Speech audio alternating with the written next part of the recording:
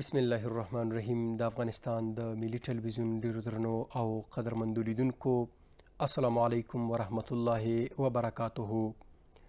ګرانو لیدونکو، یو ځل بیا خوشحاله یو چې د امر بالمعروف او نهي عن المنکر د خپرونې په وړاندې کولو سره ستاسې په درانه چوپړ کې یو. درنو لیدونکو، نن مو په خپرونه کې موضوع د سالمې ټولنې په اړه باندې انتخاب کړې ده، دا چې سالمه ټولنه څنګه منځته راځي او خپله سالمه ټولنه څه ته ویل کیږي. د دې ترڅنګ یوه سالمه ټولنه باید کومې ځانګړتیاوې ولري. نو زه نجیب الله صافی یم او له ما سره په خپرونه کې د امر بالمعروف او نهي عن المنکر وزارت ویاند محمد صادق عاکف میلمه دی، چې په پیل کې عاکف صاحب ته ښه راغلاست وایم. ستړي مه شئ، بحث ته په خیر راغلی. ډېره مننه عاکف صاحب. که په پیل کې راته ووایو عاکف صاحب چې خپله سالمه ټولنه څه ته ویل کیږي، په عموم کې پې خبرې وکړئ چې د سالمې ټولنې تعریف څه دی. اعوذ بالله من الشیطان الرجیم. بسم الله الرحمن الرحیم. یا ایها الذین آمنوا انما الخمر والمیسر والانصاب والازلام رجس من عمل الشیطان فاجتنبوه لعلکم تفلحون. په سر کې تاسو ته ستاسو درنو تخنیکي همکارانو، ستاسو لارې ستاسو لیدونکو اورېدونکو سلامونه او نیکې هیلې وړاندې کوم. خوښ یم چې د امر بالمعروف او نهي عن المنکر په برنامه کې له تاسو سره یم. ډېره مننه. د سالمې ټولنې په اړه چې نن کومه موضوع ده، د سالمې ټولنې تعریف، د سالمې ټولنې ارزښت، د سالمې ټولنې ځانګړتیاوې، څه ډول باید سالمه ټولنه رامنځته شي، په دې به غږیږو. بله، لومړی دا باید ووایو چې سالمه ټولنه تعریف څه لري. سالمه ټولنه هغه ټولنه ده چې په هغو کې د منکراتو او د ناوړه کارونو، د ناوړه دودونو، د ناوړه رواجونو او د ناوړه کلتورونو مخه نیول شوي وي، او معروفاتو د هغو دودونو، هغو رواجونو، هغو کلتورونو چې له اسلام او له شریعت سره اړخ لګوي، او همدارنګه د هغو کارونو اقامه پکې کیږي چې هغه د شریعت له اړخه حسن وي. هغه ته سالمه ټولنه ویلی شو او یوه سالمه ټولنه یې بللی شو. بلې، په لنډه توګه د سالمې ټولنې تعریف ته راسو، دا تعریف ده. بلې، د دې ترڅنګ یوه سالمه ټولنه باید کومې ځانګړتیاوې ولري او مونږ کومې ټولنې ته سالمه ټولنه ویلی شو؟ لکه څنګه چې په تعریف کې مو وویل چې سالمه ټولنه هغه ټولنه ده چې په هغه کې د ناوړه دودونو، کارونو، رواجونو مخه نیول شوي. نو هر هغه ټولنه چې له دغو څخه پاکه وي، هغې ته سالمه ټولنه ویلی شو. ځانګړتیاوې د سالمې ټولنې یا د سالمې ټولنې اړتیا څه ده، هغه په دا که موږ داسې وګورو چې یوه اداره وي، یوه کارخانه وي، یا یو بل څه وي، په هغه کې د ناسمو موادو، د ناسمو څیزونو لرېوالی ترې کیږي او پاک مواد، پاک څیزونه هغه راټولیږي.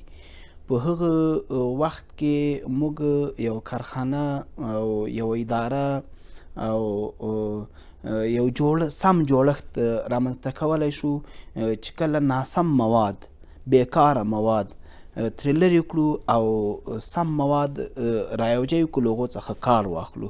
همدارنګه د سالمې ټولنې په درلودلو کې په هغه وخت کې موږ سالمه ټولنه درلودلی شو، او ځانګړتیا یې دا ده چې ناسم افکار، ناسمې نظریې هغه له ټولنې څخه پاکې کړو. په ټولنه کې د سمو افکارو، د سمو نظریو او ترویج وکړو.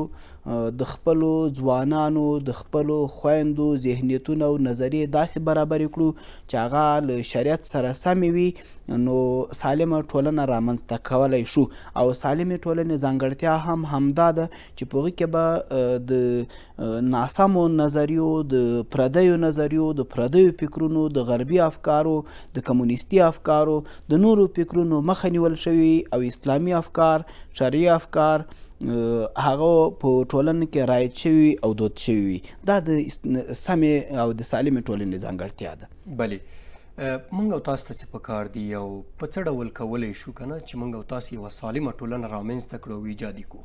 د امر بالمعروف وزارت دنده دا لري چې سالمه ټولنه رامنځته کړي او موږ پیل هم پرې کړی ده. له تېرو 9 میاشتو راهیسې مو الحمدلله ډېر کار په دې برخه کې کړی. قرآن عظیم شان آیات مخکې چې موږ ویلې اعوذ بالله من الشیطان الرجیم یا ایها الذین آمنوا انما الخمر والمیسر والانصاب والازلام رجس من عمل الشیطان فاجتنبوه لعلکم تفلحون. ای هغه کسانو چې تاسو ایمان راوړئ، انما الخمر شراب، والمیسر قمار، والانصاب انصاب جمع دی نصب ده او دا داسې و چې هغې تیږې به وې پخوا په جاهلیت کې د هغو به عبادت کېده. ازلام جمع دی ظلم ده. دا پخوا په جاهلیت کې به داسې و غشي به و په هغه باندې به امر او نهي نوشته و یا به حسن و قبیح پې نوشته و، داسې دې ته ورته الفاظ به پې نوشته. هغه به په یو څه کې پراته و نو دوی به چې راغله چې اراده به یې وه چې دا کار وکړي که یې ونه کړي هلته به یې لاس دننه که هغه شی به یې راوویسته نو که به امر پې لیکلي و اکار به یې کاوه، که به نهي پې لیکلي و اکار به یې بیا نه کاوه. نو الله عز وجل وایي د خمر، میسر، شراب، قمار، انصاب، ازلام دا رجس دي، ګندګي ده او دا له اعمالو د شیطان شکه ده. فاجتنبوه تاسو له دې نه ځان وساتئ لعلکم تفلحون کی تفلحون لپاره یې دی چې تاسو کامیابه شئ. نو د کامیابي لاره یې دا ښودلې چې له دغه شکه ځان وساتل شي. موږ هم په تېرو 9 میاشتو کې د شرابو په مخنیوي کې الحمدلله ډیر کار کړی. دا چې اسلامي امارت دلته واک ته نه ورسېدلی، په کابل باندې سلطنه وه، تېره اداره حاکمه وه. په هغه وخت کې تاسو ته په ښکاره توګه معلومه وه چې په د ځینو زورواکانو او د ځینو بېلارو کړیو له لوري چې کله به د هغوی د خوښۍ محافل و، مراسم به و، هغوی به هلته د شرابو به عام بوتل کېښودل کېدل او عام به چکل کېدل چې دا یو ډېر ناسم دود و او موږ الحمدلله په دې باندې وتوانېدلو چې د هغو مخه ونیسو. څو ورځې وړاندې زه قرغې ته تللی وم، نو هلته یو دوکاندار را سره ناست وم. هغه ویل چې مخکې به دلته ځینې د غټو چارواکو زامن یا د زورواکو زامن چې هغوی راتلل عادي توګه باندې به ورسره په موټر کې په څنګ کې د شراب بوتل ایښي خو چا یې مخه نه شوه نیولی. دا یوازې زه د قرغې نه ښیم چې خلک داسې فکر وکړي چې قرغې ته نو خلک د دې لپاره تلل، تفریح لپاره هم خلک تلل، د چکر لپاره هم تلل، ټولو خلک دا نه وو. یو ځینې خلک مې یاد کړل یا عام هوټلو ته به تلل، عامو په بازار کې به ګرځېدل. هغوی تقریبا د ځینو خلکو د ټولو نه د ځینو خلکو عادت غوندې ګرځېدلی وي چې له ځان سره به یې ګرځول. نو دوی موږ وکولی شول چې د شرابو مخنیوی په ډېره سمه توګه او سالمه توګه باندې وکړلی شو. همدارنګه یوازې شراب نه دي بلکې د شرابو تعریف شوی کل خمر مسکر، کل مسکر حرام، او شراب چې مسکر وي هغه حرام دي. نو دې تر څنګ نور داسې شیان و چې هغه هم مسکر و، د هغو په مخنیوي کې هم موږ الحمدلله وتوانېدلو چې مخه یې ونیسو. او د سالمې ټولنې په رامنځته کېدو کې د شرابو مخنیوی ډېر ستر رول لري. همدارنګه د مخدره توکو استعمال په ټولنه کې و، خو الحمدلله د اسلامي امارت په راتګ سره او د امر بالمعروف نهي المنکر په هغه کاري وړتیا باندې او د هغوی په هڅو باندې وتوانېدل چې د مخدره توکو د استعمال مخنیوی هم وشي. د دې تر څنګ په ټولنه کې بې حجابي هم یو ناوړه او ناکاره عمل ده چې اسلامي امارت وکولی شو چې دغه مخه هم ونیسي. او د سالمې ټولنې په درلودلو کې د بې حجابي مخنیوی دا شرط ده، ځکه بې حجابي داسې یو کړنه ده او داسې یو عمل ده چې له متعدي امراضو څخه یا ګناهونو څخه بللی شو. ځکه د دې په واسطه باندې زموږ ځوانان هم بېلارې ته سوق کېږي او زموږ خویندې هم بېلاري ته سوق کېږي. او د حجاب امر چې شوی د همدې لپاره چې زموږ یو خور عفیفه وي، زموږ یو خور باعزته وي، زموږ یو خور باوقاره وي. همدارنګ زموږ یو ځوان هم عفیف پاته شي او زموږ یو ځوان باعزته او باوقاره پاته شي. نو په د سالمې ټولنې په رامنځته کېدلو کې د امر بالمعروف وزارت چې کومه دنده ده الحمدلله هڅه یې کړې ده او تر ډېره حده پورې موږ توانېدلي یو چې اوسنۍ ټولنه مو سالمه ورته ووایو. بالکل. د حجاب نه مو یادونه وکړه کیف صاحب، که چیرې په یوه سالمه ټولنه کې حجاب مراعات نشي دغه کار دغې ټولنې ته کومې ستونزې راولاړې کوي؟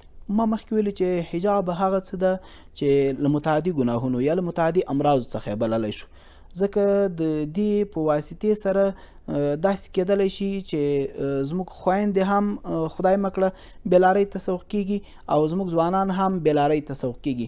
نو چې ټولنه کې مو حجاب عادي وي، هم به مو ځوانان عفیف پاته وي او هم به مو خویندې له عفت څخه برخمنې وي او عفیفې به پاته وي. بلې درنو لیدونکو، د خپرونې په دې برخه کې لنډه دمه لرو، له دمې وروسته زموږ ملتیا وکړئ.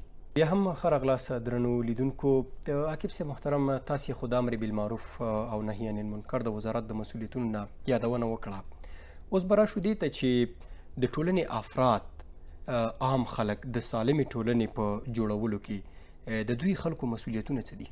دا چې د امر بالمعروف او نهي عن المنکر دنده د هر مسلمان ده.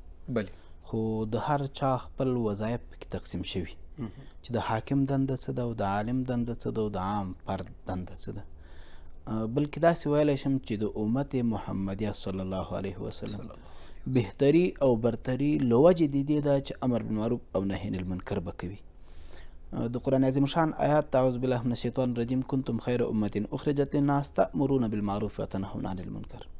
نو د امت محمدیه د غوروالي او د بهتري وجه دا ده چې هغوی به امر بالمعروف او نهي عن المنکر کوي. نو له دې نه ښه معلومیږي چې د ټولنې د هر فرد امر بالمعروف او نهي عن المنکر دنده ده. نو د ټولنې په سالموالي کې، د ټولنې په روغوالي کې د هر انسان دنده او مکلفیت، هر د کورنۍ مشر هغه دنده لري چې د کورنۍ د نورو افرادو هغه سموالی وکړي او د کورنۍ د نورو افرادو په هغه طریقه باندې جوړونه وکړي چې د شریعت سره سم وي. د یوې ادارې د مشر په دغه توګه، د یو نظام د مشر په دغه توګه، بلکې هر څوک چې ناوړه کار ویني دغه وظیفه دا ده او دنده دا ده چې دغې مخه به نیسي. که چېرته یې مخه نه نیسي، بیا د الله عذاب عام په ټولو باندې راځي. تاسو ته ښه معلومه ده چې بني اسرائیلو کې 3 ډلې وې. یوه ډله یې دا وه چې هغوی به امر بالمعروف او نهي عن المنکر کولو، یعنې هغو خلکو چې د هفتې په ورځ کوم د الله عز وجل له لوري له ښکار نه منع شوي وو، هغه کسان چې ښکار به یې کوه هغوی به منع کول. دویمه ډله داسې وه چې نه یې خپله ښکار کولو او نه یې نور منع کول. درېیمې ډلې بیا خپله ښکار کولو، د الله عز وجل د امر نافرماني یې کوله. نو چې کله د الله عذاب راغی، نو بیا په هغو دواړو ډلو باندې راغی چې کوم خپله یې کولو او کوم امر بالمعروف او نهي عن المنکر یې نه کولو. یوازې هغه ډله او برخه د الله له عذاب څخه بچ پاته شول چې هغوی خپله امر بالمعروف او نهي عن المنکر هم کول او خپله ښکار هم نه کولو.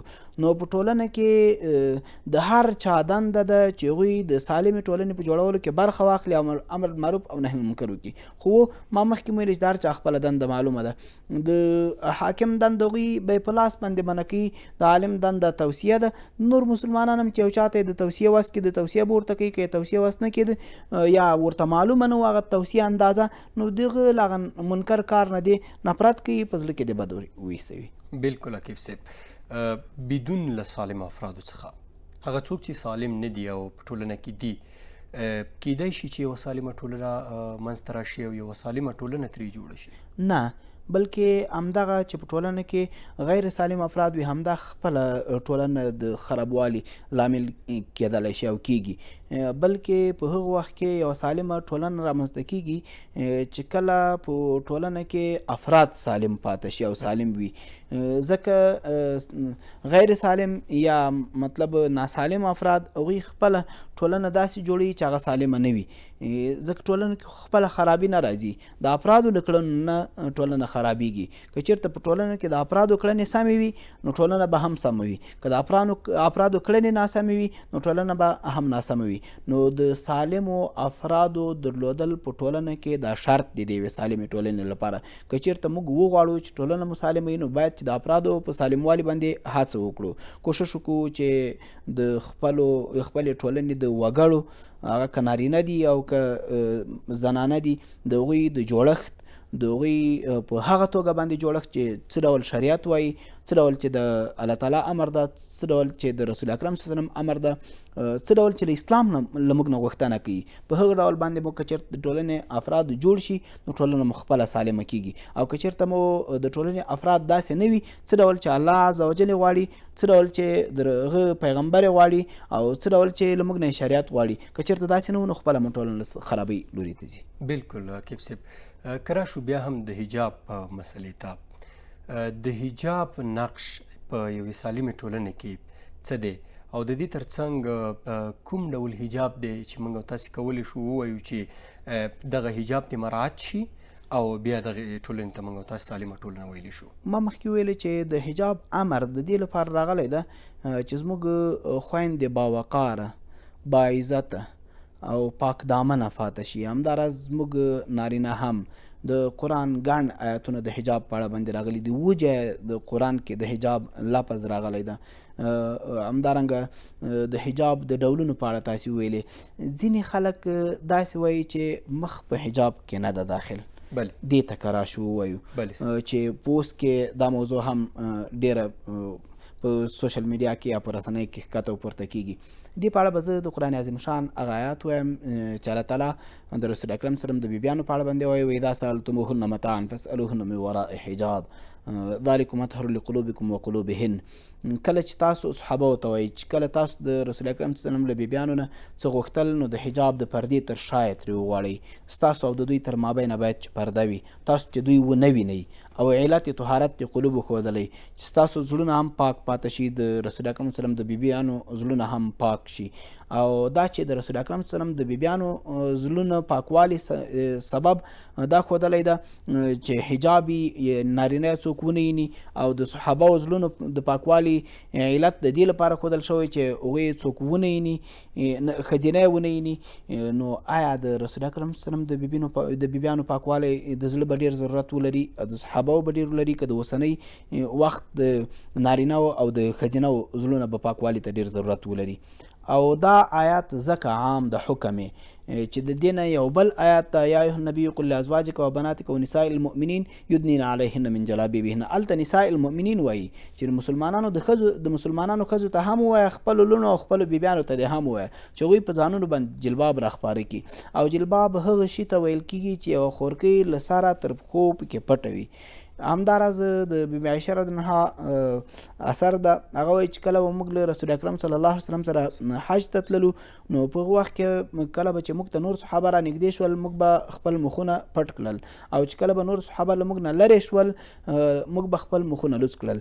ځینې وایي چې په حج کې کوم حجاب چې د په هغه وخت حج کې خو شرط دا ده چې مخ به لوڅ وي، که چېرته له مخ سره ټیکری څه ولګېده نو دم پرې لازمیږي.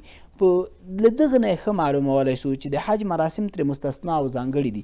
ځکه عایشه رضی الله عنها وایي چې په لاره کې چې حج ته موږ په سفر تللو هلته به موږ له نورو صحابهو نه مخ پټ چې کله به نور صحابه راته رانه لرې شول بیا به مخونه لوڅ کړل. دا چې د حج په سفر کې هغوی مخونه پټول او د حج په مراسمو کې د مخ لوڅوالی ده، نو دې نه ښه معلومیږي چې دا یوه ځانګړتیا ده د حج د مراسمو.